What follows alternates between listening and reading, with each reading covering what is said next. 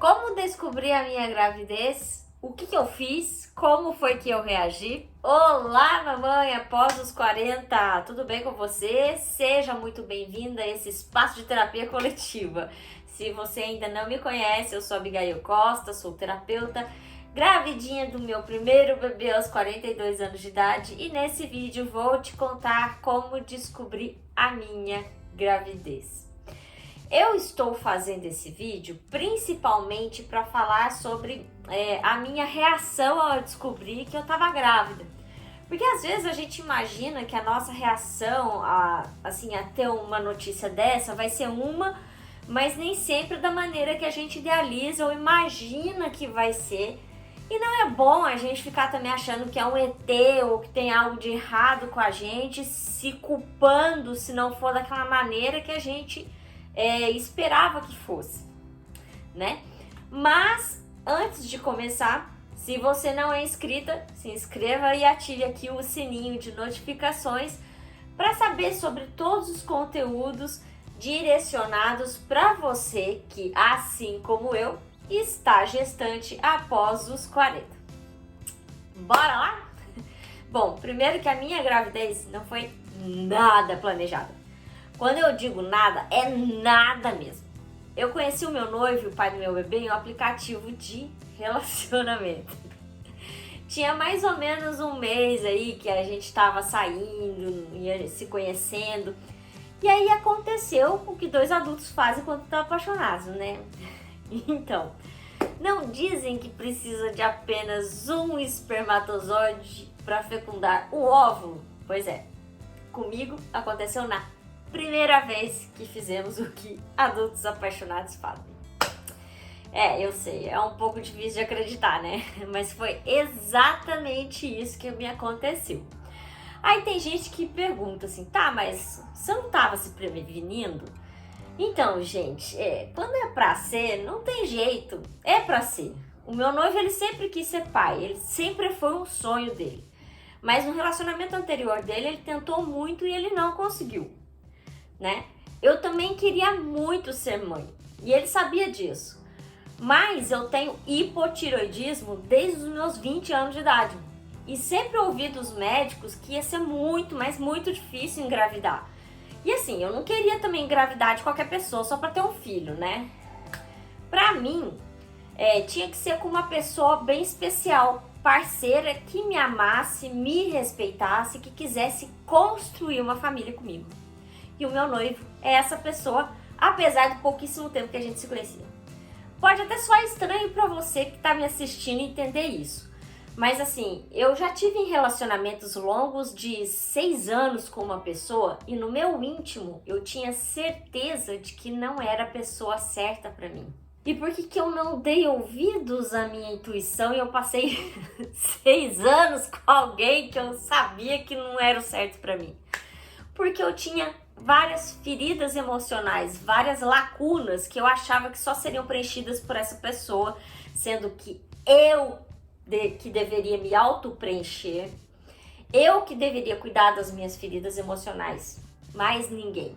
E foram anos de terapia e uma mudança radical de carreira que me fizeram tratar dessas feridas e me ver como um ser humano que é completo, que não precisa dos outros para se preencher. Aí eu voltei a realizar os meus sonhos, os meus objetivos e aprendi que em todo relacionamento, se você não tiver valores em comum, objetivos e sonhos em comum, é como se você estivesse realizando uma construção, sabe?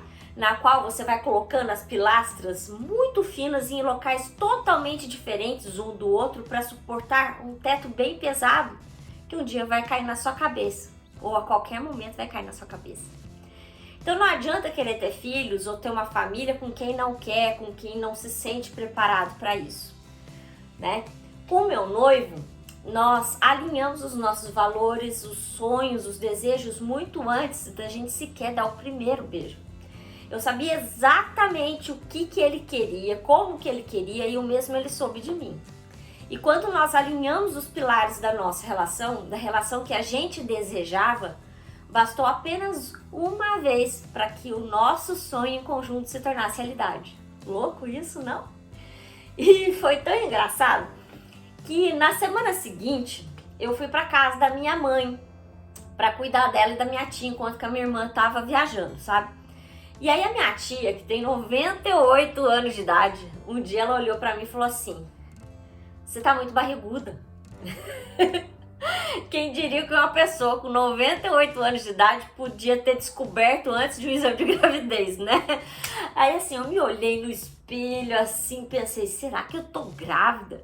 Mas logo assim, eu mudei de pensamento e abstraí. Imagina eu grávida. Imagina! Depois da minha tia me chamar de barriguda, eu pensei que logo eu ia menstruar.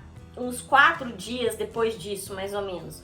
Porque a minha menstruação, ela é bem regular. Sempre foi um ciclo assim de 28, 27 dias.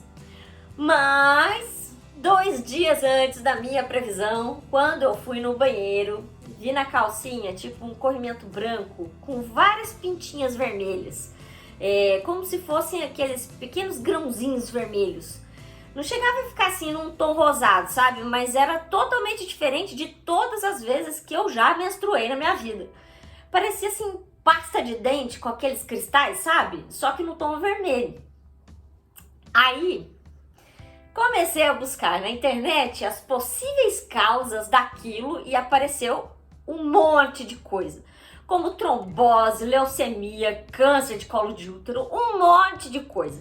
Aí eu fiquei bem preocupada, porque na mesma época tava aparecendo um monte de mancha roxa nas minhas pernas. Como se eu tivesse batido ou então tomado uma surra, mas não tinha acontecido nada disso. E o meu pai, ele faleceu com leucemia, né? E para ajudar na minha paranoia, meus últimos exames, eles estavam com uma reserva muito baixa de plaquetas. Aí logo eu pensei no pior, né? E decidi que eu ia buscar atendimento médico para resolver assim que eu chegasse na minha casa. Mas 2 dias depois, esse corrimento esquisito passou. Óbvio que assim, as manchas na perna, elas ainda continuavam, mas ao menos o corrimento esquisito tinha parado, né? Depois, aí eu fiquei pensando que podia até ser um início de uma menstruação que teoricamente estava atrasada, né? Por conta do estresse de cuidar de 2 idosas, né? Mas como você pode imaginar, essa menstruação nunca mais veio. Quando eu cheguei na minha casa na sexta-feira, o meu noivo ele veio me ver, né? Nossa, mas eu tava tão esgotada, mas tão esgotada da viagem que eu decidi descansar até numa segunda-feira pra depois ir no postinho e marcar uma consulta médica. Porque assim, além de cansada, eu tava cheia de coisa pra fazer por conta dessa semana inteira que eu passei longe. E aí mesmo assim, eu tava com aquela pulga atrás da orelha porque a minha menstruação tava atrasada 2 dias. E 2 dias pra mim, minha gente, é uma eternidade. Aí numa terça-feira, tava conversando tranquilamente com meu noivo por volta do horário do almoço, que eu não sei porquê. Me deu um estalo assim. Aí eu desliguei o telefone e uma vozinha começou assim, a falar na minha cabeça: compra um teste de farmácia. Compra um teste de farmácia. Aí eu peguei a carteira, eu comecei a tremer, suar frio. Entrei no elevador do prédio, tremendo igual vara verde. Aí fui na farmácia, que fica a 2 minutos a pé da minha casa, para comprar esse teste. Aí eu comprei um que não era assim, nem o mais caro e nem o mais barato, assim, mas um valor médio, sabe? Aí eu cheguei em casa e lá vou eu, tremendo dos pés à cabeça, fazer o teste. E juro, não deu nem 5 minutos, foi instantâneo, apareceu assim bem forte as 2 listras que indicavam a gravidez. Gente, eu fiquei muda na hora. Eu não sabia o que fazer.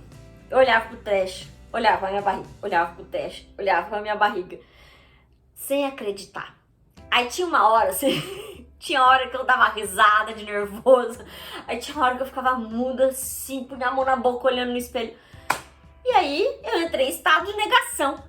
Olha a doideira. Pensei que o teste podia ter dado errado. Ué, não tem falso negativo? Podia ter dado falso positivo também, né? Aí lá vai eu novamente entrar no Google e fui buscar as possíveis causas de um falso positivo. E o que eu achei? Doença, lógico, né? É óbvio que ia achar que tava doente, né? Como assim? Eu tô grávida, né? Aí eu vi que uma das causas de falso positivo também tá atrelada a tumores nos ovários e câncer de mama.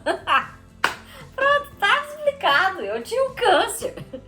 É lógico que tem outras causas para uns falsos positivos, né? Como pessoas que estão fazendo tratamento para infertilidade, aborto espontâneo recente, uma gravidez ectópica, que só fui descobrir que existia isso depois de pesquisar o falso positivo.